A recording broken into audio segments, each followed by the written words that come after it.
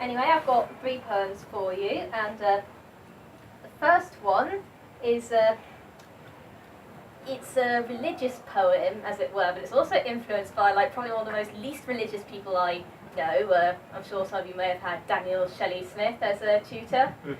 And I was thinking that if he and I had a child, and then the child had a pet monkey, and the monkey wrote the poem, yeah, that'll be this. It's called After X. I always thought grief was damning, scream, mourning and lamentation. But I feel nothing. It's painful. I don't know how it could be so. His mother seemed so serene, an old maid. How she seemed to know that when she gave life, she was also giving a death sentence. Not all women are that fortunate. The next 2 poems were something I did during April, which is NaPoWriMo, which is National Poetry Writing Month, where you have to write a poem a day. And so that month produced for me some really great works of art, and others which was basically bullshit in 4 lines, but hey, I managed to get a poem done for the day. This one is one of the better ones. It's called Tak, and that's a Mongolian word for the Przewalski's wild horse, which is the only known truly wild species of horse. Here it goes.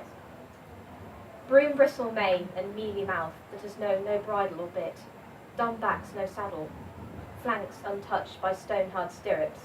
I make the plains fly and earth scatter beneath my unsheathed hooves. The mountains can only watch and envy from their distant perch. Genghis Khan's sturdy mounts were not so numerous, nor the Moorish barbs or steady chargers of Christendom.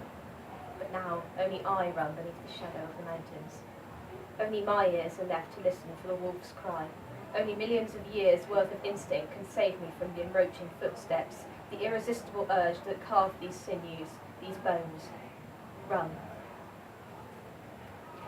And this last one, another NaPoWriMo one, and it's called Bad Apple, and it's based on some characters that I have in my head, but I have yet to write down. He was a bright child, quiet but inquisitive, and he used to follow me around, asking questions, and I'd give him an apple and tell him all about the seeds inside. But I was taught not to need him. He was useless, eating my apples and wasting my time. He wouldn't ever achieve anything, given the soil he was planted in, the water that made him grow.